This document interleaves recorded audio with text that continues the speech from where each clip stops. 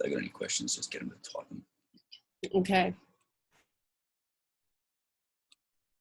Okay, awesome. Welcome back. So any questions that come up through this discussion this evening, just message them through and we'll definitely make time to cover them at the end. So yeah, the importance of nutrition. Basically 80% of your results that you're going to get come from your diet. So your training is really important, but your nutrition is what is responsible for your energy levels, your recovery, whether you're putting down strong lean muscle tissue or whether you're laying down Wagyu beef, and your body fat percentage. So at the moment, a lot of Australians aren't really getting it right. We have a bit of an obesity epidemic. 63% of Australians are overweight or obese. That's 2 in 3. So it's quite alarming to see what's happening here in Australia. So as we know, obesity affects your health. It's a risk factor for diabetes, for cancer, cardiovascular disease, and basically any chronic disease that you may have, it becomes a lot more unmanageable when you're overweight. So a lot of this, I feel, is responsible to misinformation that's been put out, especially by the food industry through their promotion of their foods through the old food pyramid. So I think this is a really good graph and a really good way to look at food. Basically anything in the green is where you want to be sitting. So you want to be predominantly filling your diet with lots of carbohydrate sources that are veggies, lentils, nuts and seeds, good fats like your good oils, coconut oils, avocados, and good lean meats. And the only thing I have here is they have avocado as a protein, so I don't really understand what's going on there. But yeah, avocado is not a protein. But yeah, apart from that, this is a really good graph to go by. So what we're going to do is, thank you, is go through a little bit one by one, just on your macronutrients, on your carbohydrate, your proteins and your fats, and what they do in the body. This is probably old news knowledge for some of you, but it's good to refresh and understand that, you know, with carbohydrates, we have a lot of refined carbohydrates. These means that the food has had to be processed to make it edible. So these are all your breads, your pastas, your cereals, your baked goods, which were what made up predominantly a lot of the food pyramids eat most part. So research is now showing that a lot of refined carbohydrates in the diet results in a lot of weight gain and also has a lot of health consequences, damages your gut, damages the liver, and affects, you know, hormone production, all sorts of things. So a diet full of unrefined carbohydrates is a much better option. You get a lot of nutrition that way, you get all your vitamins and minerals, fiber, antioxidants, and the carbohydrates release slowly in the body. So it's a good slow release for energy. Carbohydrates are your body's preferred source of energy. So this little flow chart shows that when you're eating carbohydrate foods, you have your fruit and veggies or your high GI foods, they all break down to glucose, and that's what the body will use for fuel. So the difference with your unrefined carbohydrates is they break down a lot slower. And so the liver has time to process them and deal with them and use them for energy or store them as glycogen, which is a long glucose molecule. Otherwise, if you're eating a lot of refined carbohydrates, they release the sugar very quickly in the body, and the liver doesn't have time to process this glucose. And so what it does is combines it with a fat and forms triglycerides and stores that in your liver and in your muscles. So you end up with fatty liver and you end up with fatty deposits in your muscle. So when you're training, as I said, your body is using your glycogen as a fuel source. This is what you're using up every time you do a workout. And each time you exercise, you're pretty much depleting 60 to 70% of your muscle glycogen every time. So it's really important that this gets replenished on a daily basis. Your muscles and your liver can only store the equivalent of about 24 hours worth of glycogen. So every day you need to be replenishing your glycogen. So the best way to do that is consuming something like a ripe banana or some dates or something else like an Enduro supplement, which has about 20 grams of carbohydrate. immediately after a workout, and this will help the body to replenish that glycogen. We'll go into a little bit more in detail with that with the post-recovery. Also, we have your proteins in your diet. So protein is really important. It gets a lot of focus at the gym, obviously. It's the favourite macronutrient, but it is really important. It's important for building muscle. Amino acids are the building block in the body. So they are important for blood clotting, fluid balance, production of hormones, all sorts of essential things that are in the body. So depending on where you're at in your life and what you're doing, your protein consumption can vary quite a bit. People that aren't exercising or training generally only need to consume about 0.6 to 0.8 grams of protein per kilo of body weight a day, whereas endurance athletes or resistant strength athletes need to be consuming pretty much double that. So with your meal plan, you'll basically be getting somewhere between 90 to 120 grams of protein per day, and that'll help with your muscle recovery and just make sure that you're getting your adequate protein intake. So the other macronutrient is fat. One has had a lot of bad publicity in the past. It's a really undervalued macronutrient. It's essential. It's a really slow releasing form of energy that the body can use. As we were saying before, with your glycogen, you can burn through that all in one day. And if you don't replenish that, you're done. You're fatigued. You're lethargic. Whereas with fats, someone, say an average 80 kilo man who has a 15% body fat percentage, they could run 13,000 kilometres just on your body fat stores alone. So it's a really good source of energy for that if you can liberate that stored body fat. And also with your fat that you consume in your diet, you're getting a lot of vitamins, fat-soluble vitamins that are essential, and essential fatty acids that you need. Your body cannot make these. So really important. And you also need fat to break down your fat. So if you're doing this to burn some fat, you need to be getting some good fats in there, because what that does is help to break down the stored fats in the body. And the other really important thing with fat is it makes food taste really good, and it makes us feel satisfied when we eat. So we're not inclined to keep eating. We're more satisfied to be happy with the meal that we've just consumed. So this little graph sort of paraphrases all of that. It shows how all the food is broken down in the body and what it's used for. The important thing with the protein, I guess, to take away from this is that if you're not getting enough protein, your body can turn your muscle into amino acids. So obviously not a good option if you're wanting to maintain muscle or build muscle. So it will break down your muscle to turn it into the amino acids to do what it needs to do in the body. And with the carbohydrate, if you're eating too many refined carbohydrates and those sugars are being released really quickly and the liver can't handle it and it can't make the glycogen, it'll store it as triglycerides. So you could possibly have carbohydrates and fats turning into triglycerides and being stored in the liver and the muscle. So again, not an ideal scenario. So we want to get it right. So with the diet that we've got for you for the month, you guys are going to be, following a plan for a whole month. It's a long time. I don't know about you, but personally, I've got my partner's birthday. I've got 2 weekends away. Stuff comes up.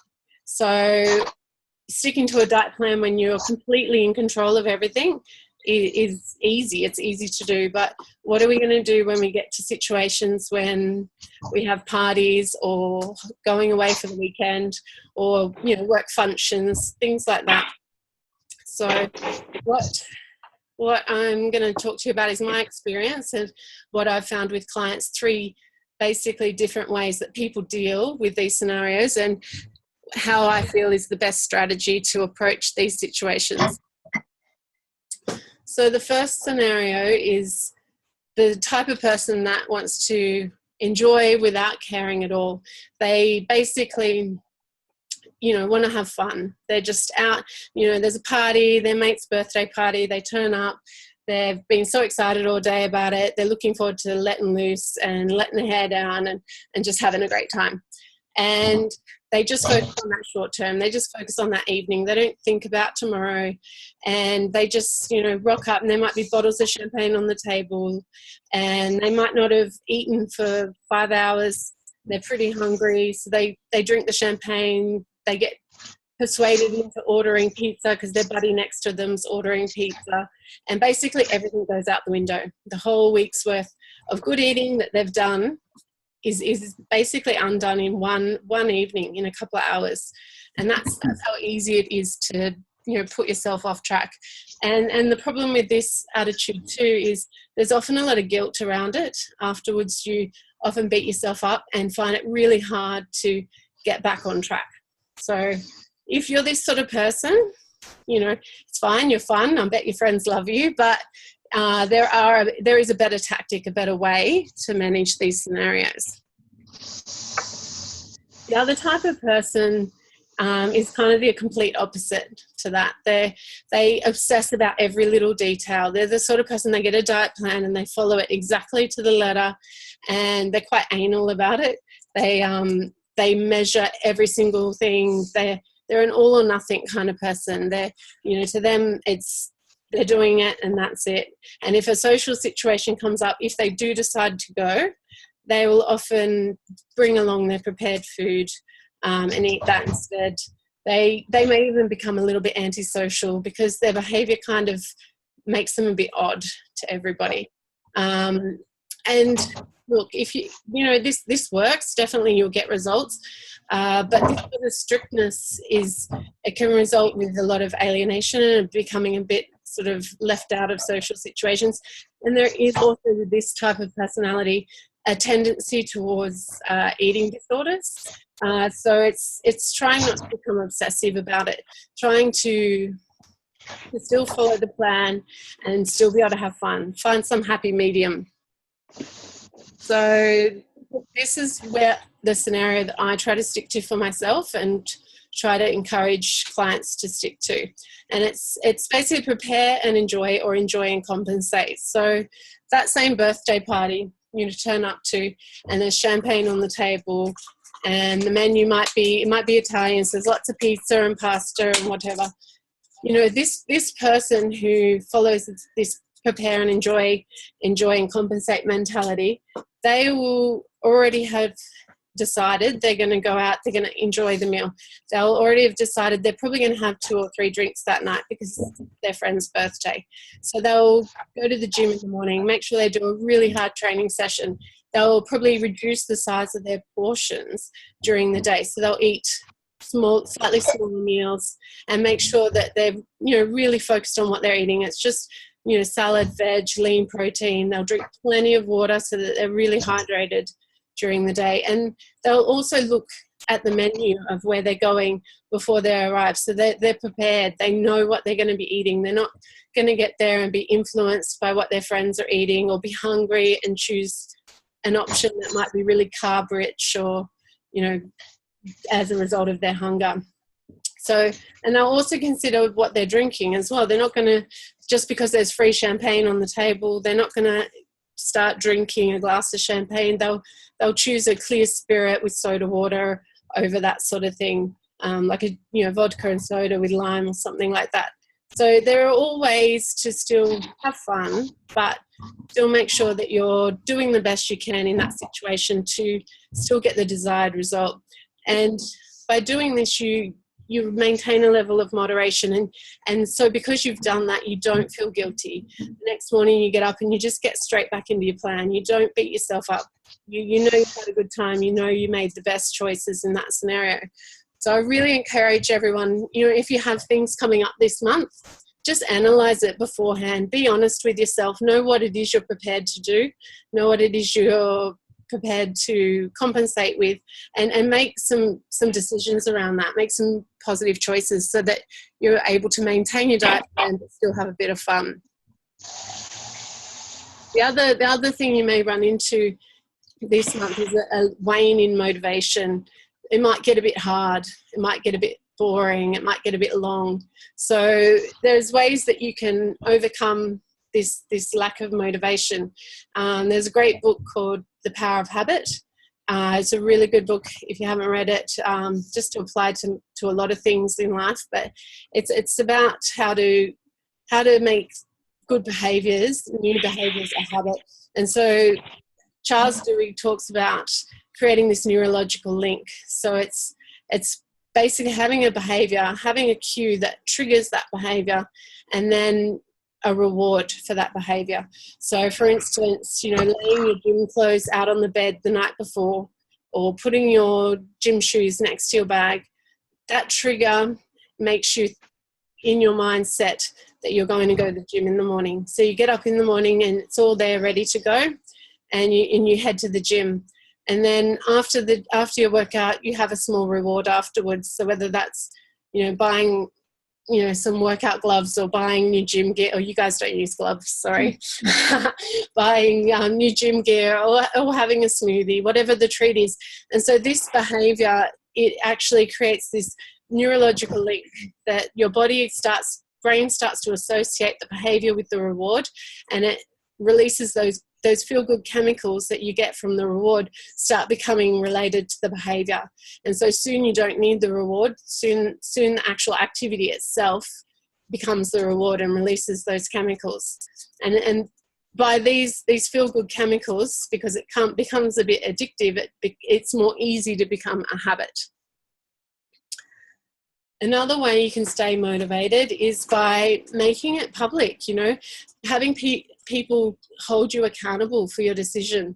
So whether you do that as a public pledge, or you talk to your friends, or you post it on Facebook, or whatever it is, make yourself accountable to others, so that they're constantly checking in with you and constantly seeing where you're at. And, if you do slip up, it doesn't go unnoticed. You can always, even on this same, making it public, make a little wager. Christian was telling me that some of you guys have already done that. So there's like a penalty for if you miss a class, or if you don't follow the diet plan, that you pay a penalty. So this is also awesome for people that are motivated in this way. And there is even an app that you can download called Pact, which is just that there's a whole group of people, and you all put money into a pot, and basically if you don't stick to your commitment, you lose the money at the end of the month, and if you do, you earn some money. So so it's a good way to keep motivated. And the final way is the power of positive thinking. So I guess we get told a lot about this, but it is true. You have this ability to control your actions with your mind. So an example of this is, you're laying in bed, it's 5:30 in the morning or whatever, your alarm goes off, you're tempted to snooze, you may snooze once, you don't want to get up. But what you can do is just spend those 5 minutes laying there thinking about how good it's going to be to get up and, feel the sunshine on your back, or watch the sunrise over the ocean, or, how toned you're going to look this summer in your bikini or your board shorts. Like, use it to mentally prepare yourself and think how amazing the result will be from the exercise you're about to do. And a step on from that is called mental contrasting. So it's analysing any of these feelings that might be causing obstacles for you. So if you are struggling and you are losing motivation and finding it hard to work out, analysing what it is, what's blocking you. So if, for instance, you're too tired to work out, and you're working out after work, then work out how to overcome that. So whether it's, changing your workout time to working out at lunchtime instead, or getting up earlier in the morning. So there are all ways to help keep you motivated. So now we're going to have a little look at your diet plan.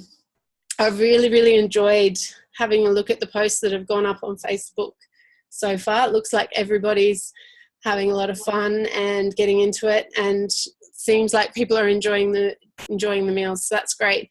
We will get to some of the questions as well, especially there was one about the bone broth. You need to probably buy some bone broth, but we'll get to that. but yeah, the food is looking amazing, and I'm really impressed with the positive comments and the excitement behind it all. So bone broths, I understand that there are a handful of people on here that are vegetarian or pescatarian.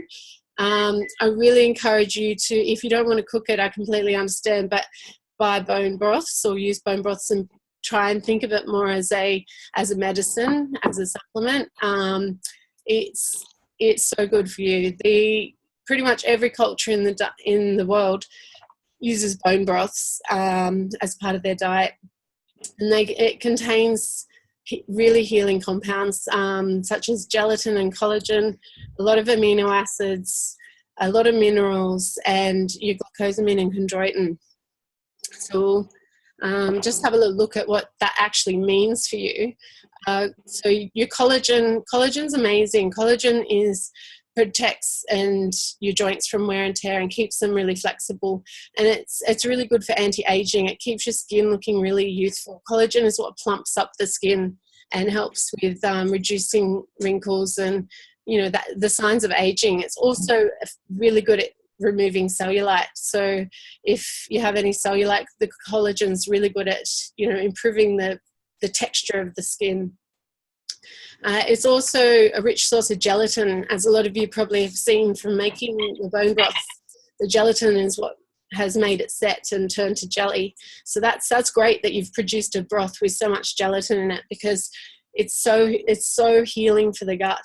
Gelatin is what seals up any leaks in the gut and helps to reduce gut permeability, and that therefore reduces food insensitivities and works through the immune system and has so many health benefits.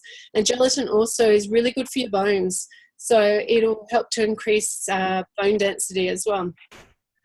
So in combination, the collagen and the gelatin and the amino acids, they're all really beneficial for healing the gut and supporting the gut integrity. So this just has a really good overall health, as is becoming more and more research showing that pretty much everything stems from the gut, which is a naturopathic philosophy that's been around for hundreds of years. But it's showing that your immune system, your hormones, your mental health, everything has to do with the integrity of your gut. So bone broths are amazing for supporting that. So we're going to have a little chat too about, this is not in your diet plan as such. I also view this as more like a supplement and something you should do every time regardless, but your recovery after a training session and why that's so important. So as we mentioned before with the carbohydrates, the glycogen replenishment is really, really important. You've got about a window of 30 minutes after a workout where your muscles are really responsive to nutrient uptake. So you've just depleted 60 to 70% of your muscle glycogen. Your muscles are crying out for energy. They need that replenishment, and they need your glycogen, they need the hydration. So it's really important in that 30 minutes after a workout that you replenish your glycogen. So you can do this in a few ways. I understand that at the gym they have some amazing smoothies that you can have that have banana and berries and some protein. So you could easily have a smoothie, and that will cover your glycogen and your protein, and that will replenish your muscles, and then you continue to go on and have your meal that you would normally have. Another way too, if you're prone to cramping, maybe look at something like an Endura supplement that contains about 20 grams of carbohydrate, and it has all your electrolytes in there, so you can drink that immediately after a workout, and then you can still either consume your meal if you're going to be eating your breakfast or lunch or whatever it is immediately after, or have a protein shake from the gym as well. So really important. If you don't do this immediately after a workout, what's going to happen is, as you saw in that flow chart before, the protein's not going to be there for your muscles to repair, because that's how you're building muscle. Training, you're tearing muscle fibers. So the protein's not going to be there. So your body will basically break down muscle to get the amino acids it needs. So you're going to be in a catabolic phase, and you don't want to do that. Even if you're not wanting to build muscle, you still don't want to be breaking down muscle to repair. So the protein is really important. And if you're not replenishing the glycogen, your tanks are going to be empty. So your next workout session, you're not going to come into it with the same vigor and the same strength and the same energy as you would if you replenish your glycogen immediately after. I also understand there's a few people doing this that aren't necessarily doing it for weight loss. They may be doing weight loss, but they're also wanting to maintain or build some muscle through this process. So for those people that are doing that, I highly recommend that you follow that post-workout nutrition recovery every session. And you would need to add some more low GI carbs to this diet. This diet is quite low on the carbohydrate spectrum. So adding 2/3 of a cup of cooked rice or a cup of sweet potato or 2 brown rice cakes would be a great way to boost up those carbs. So just one of those servings extra every day. So a way you could do that would be, for instance, with the poached eggs for breakfast, you could add 2/3 of a cup of cooked rice to that, or you could add, I saw this amazing idea on Facebook where they cut the sweet potato into like the size of bread slices and put them in a toaster and kept toasting them until they were cooked through. So you could easily serve your poached eggs on the sweet potato toast. Another option is with the snacks, maybe choosing the tuna and avocado snack most days and having that with 2 thick brown rice cakes instead of lettuce leaves. So that would be a way to increase the carbs. If you're wanting to build muscle, you need those low GI carbs. And you also need a little bit more protein as well. So instead of sticking to the 125 gram portion size with the protein, you could increase that to 175 grams. So just having a bit bigger portion size. And also there are a few, I understand, that are vegetarian and pescatarian. So the meal plan, I've tried to appeal to most people. I understand I can't appeal to everyone. And there is a variety of all types of food in there. There is all types of meats as well. So basically, if you're not going to eat, for instance, we had the chicken curry last night. I mean, it's a bit hard now that you've done it, but you could have put chickpeas into that curry rather than having chicken, or added hemp seeds to that curry. For instance, coming up, there's a lamb cutlet that are used twice. So instead of having the lamb cutlets, you could, if you eat fish, if you're a pescatarian, absolutely add fish. Otherwise, you could use falafel, tofu, or tempeh, and you could use the same spice mix on the tofu or on the fish and use that instead. There's also there'll be a fajita recipe as well. So again, use the tofu or use fish or use falafel. So it's really important not just to up the veggies in those recipes and think that you're going to get enough just by adding extra veggies. You need to replace the protein that you're not getting from eating the meat. So what you can see here are all great sources of protein.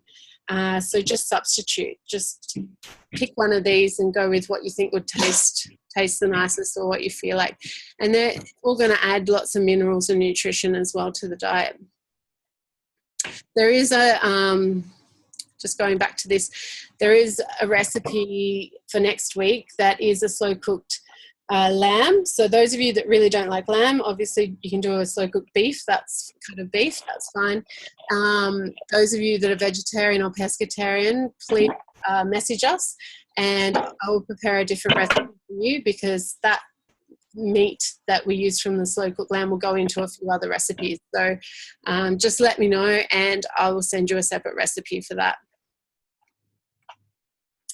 So on the meal plan also there's the weekend eating option. So it's kind of going through that, being prepared for the weekends or social situations. So there are recipes that are listed, but if you are meeting a friend for lunch or going out for breakfast, just really be prepared and know the menu well, where you're going, and just make sure you choose like a lean protein source with salad or veg, because basically that's what the recipes will be for the weekend. So, have that same portion of protein and that same portion of salad or veg, and that will ensure that you maintain the diet. Obviously, sticking to the recipes is going to be the optimal, but we all got to live as well. So finally, I know I talked a lot about in the prep guide about putting your food into Tupperware.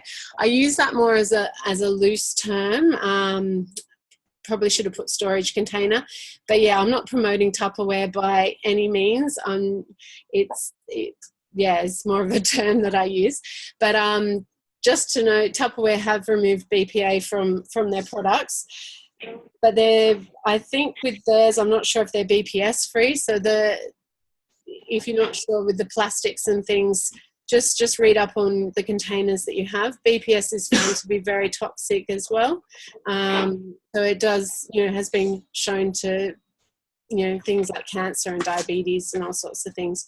So the safest choice for food storage absolutely is glass. If you are using plastics and have been storing your foods in plastics, that's fine. Just do not heat it. Do not put it in the microwave.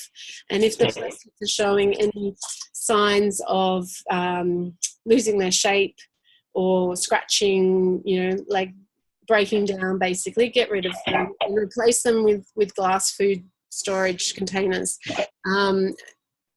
Read where your storage containers come from too, because the glass that's sourced from China contains lead and cadmium, so we don't want those things into our food either. So I found there's 2 really good websites if you are looking for new food storage containers. It's Shop Naturally and Biome. Have a wide range, a really big range of different food storage containers. These 4 brands are ones that I really like. So they're all dishwasher, microwave, freezer, and even oven safe up to 230 degrees. So they're a really good food storage option. The Pyrex and the Glass Lock both have plastic lids, but they are BPA free. The Life Factory brand has plastic lids, but they are BPA and BPS free. You've probably seen Life Factory in stores. They're the ones that do that big range of drink bottles that have this coloured silicone sleeve. They also offer some food storage containers as well.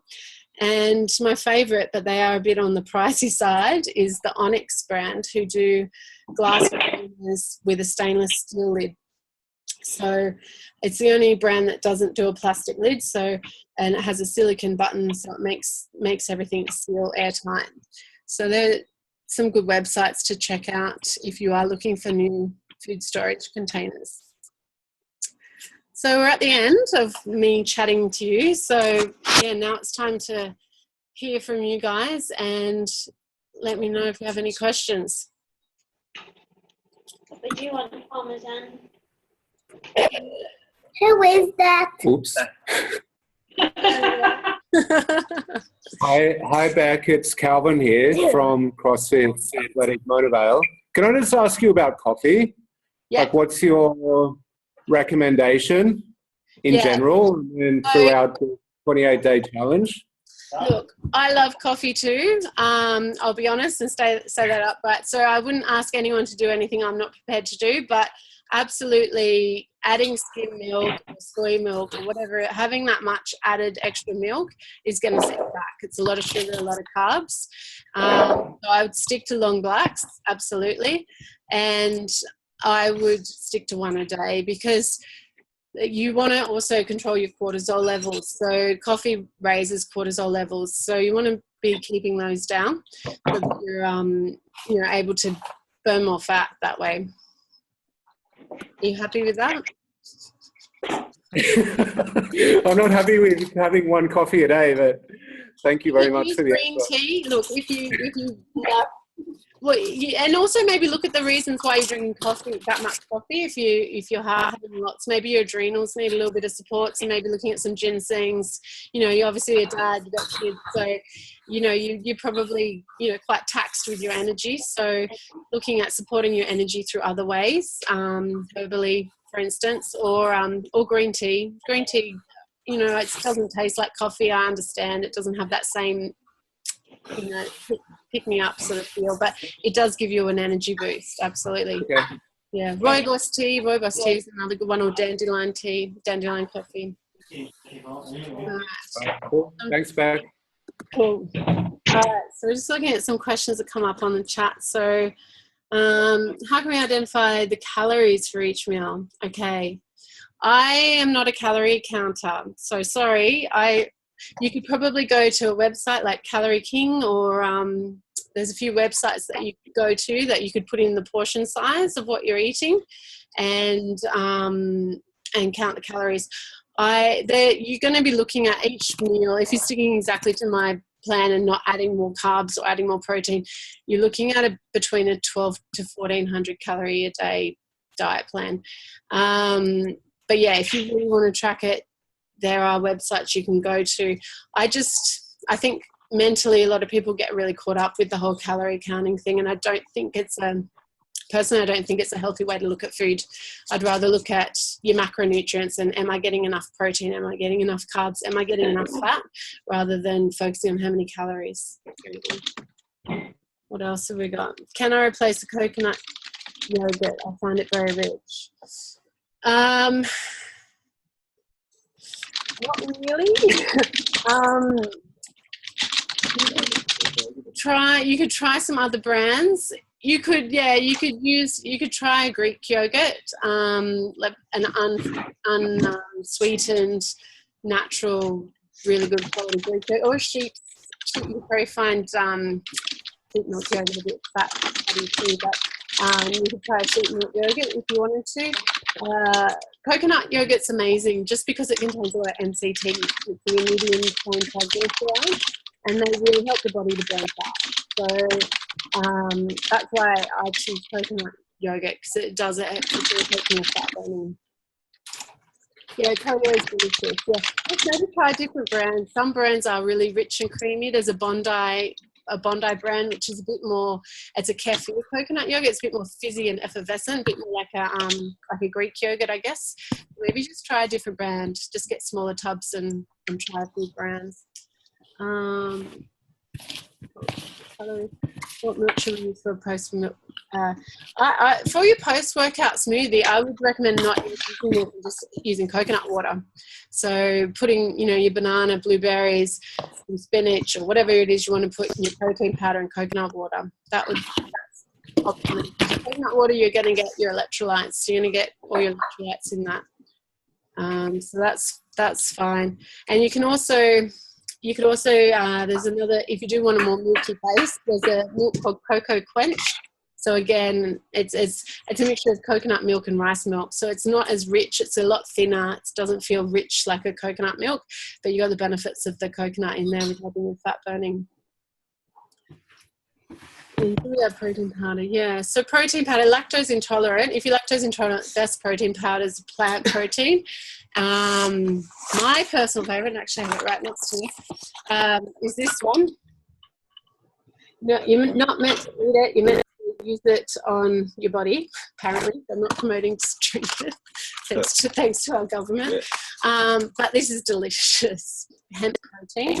It's organic and it tastes really good. It's really easy to digest, good source of essential fatty acids. But otherwise, you can try rice or pea protein. Pea proteins are generally a lot grittier and a lot more sawdusty. So the hemp's not like that at all. And most rice proteins are a bit easier as well. Male and female participants have the same portion size. Yes, mostly. It depends on the size of the male and the female. Like most 60-kilo woman and 80-kilo man, your protein portion can be slightly bigger, but your stomach, put your fists together, your stomach pretty much that's how much food your stomach holds in one sitting. So there's not, depending. There's some people there is a huge variation, but go by your size and go for the smaller what I've set, or if you are increasing it to a higher protein portion, then increase it. That's your goal as well. Yeah, and exactly your goals. If you're wanting to burn fat, don't go eating as much as your partner, you know, a smaller plate. And another way, I didn't talk about this, but another way to do that is to serve your food on smaller dinner plates, you know, like trick your brain into thinking you're eating more than what you really are. Kombucha, I love kombucha. It's amazing. Yeah, if you're drinking a good kombucha, I have no problem with you drinking 1 bottle of kombucha a day. It's fantastic for you. And the sugars that are in the kombucha is eaten up by all the bacteria anyway.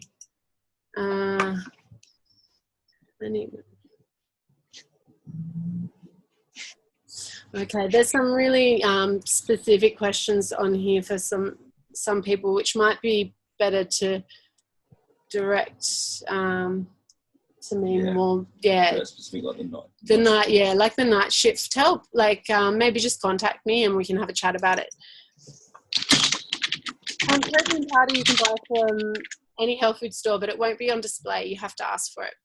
So they'll have it out the back. If they're at the beaches, it'll probably be at DY. Yeah, DY discounted vitamins. They're a great place to go for all those, where I said health food items. If you're in DY area, it's an amazing food haven of good, easy one-stop shop. Get amazing coconut yogurts and all those food things on there. And yeah, just ask for the hemp protein because it'll be kept out the back. When health food stores aren't allowed to keep it in the set. Okay, yes, what's the brown rice for? Yeah. So the brown rice, there will be some meals in the following weeks that will have a bit of brown rice in it, but again, it's on there for those people that were wanting to bulk up and add a bit more size. So they may be adding that to their meal to their diet 3-4 times a week. So you will use the brown rice later on.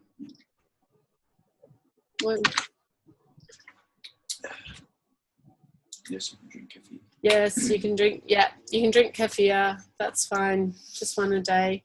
There's beautiful water kefirs actually called Imbibe, which I like better than the milk-based ones. So it's Imbibe, and they're actually, I find, a lot nicer than kombucha. So it's a water-based kefir with, you know, all the flavorings like turmeric and ginger, or, you know, rosehip, things like that. Training early in the morning. Yeah, I guess I would recommend not. Everyone's different, so whether you eat before you train or not, everyone's different. If you're training later in the day, absolutely have your morning tea or afternoon tea or meal or whatever 2 hours before you train to get your optimal results. So work that around that. Have 2 hours before, have something to eat, and then have your post-recovery. If you're training first thing in the morning and you're getting up first thing in the morning, I would really try to recommend doing it on an empty stomach, not having that banana there, because your body's just going to use those sugars that you're getting from that banana to work out, rather than, you know, facilitating your own body's stored energy. So once you get on top of the post, and that's why the post-recovery is so well, your glycogen tank should be full. You shouldn't be empty. So you should be able to go and train and pump out a session and then have something to eat afterwards.